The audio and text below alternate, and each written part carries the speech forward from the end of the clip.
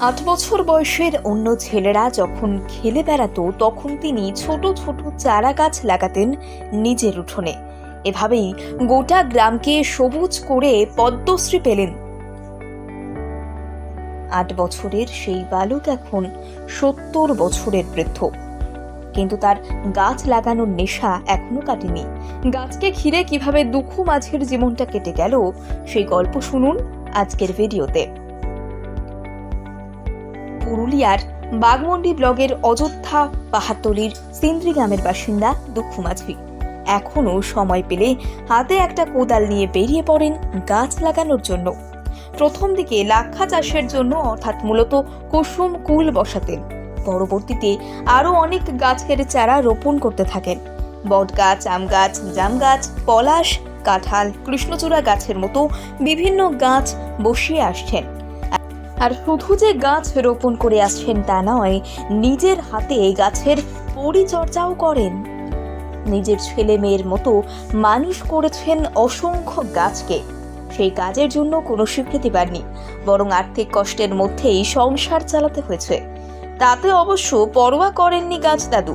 কোনো স্বীকৃতির, কোনো প্রচার বা কোনো পুরস্কারের আশা না করে পৃথিবীকে আরও কিছুটা সবুজ করে তোলার লড়াই লড়েছেন, যাতে আগামী প্রজন্ম আরও একটু ভালো জীবন বাঁচে, যাতে আগামী প্রজন্ম কিছুটা স্বস্তিতে থাকে।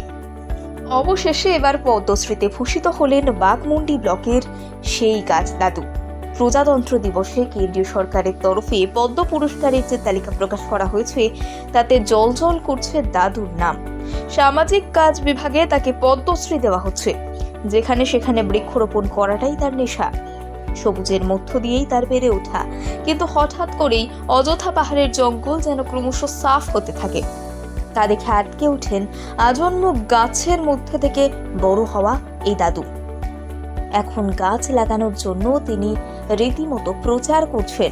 তিনি জানেন, গাছ না থাকলে এই পরিবেশের ভারসাম্য বজায় থাকবে না।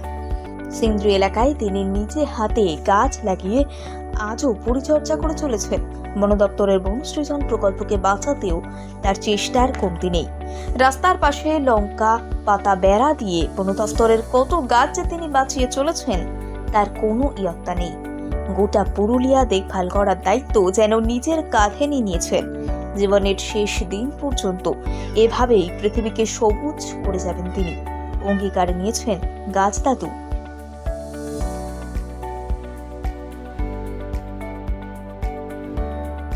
৮ বছর বয়সের অন্য ছেলেরা যখন খেলে বেড়াতো তখন তিনি ছোট ছোট চারা গাছ লাগাতেন নিজের উঠোনে। এভাবেই গোটা গ্রামকে সবুজ করে পদ্মশ্রী পেলেন।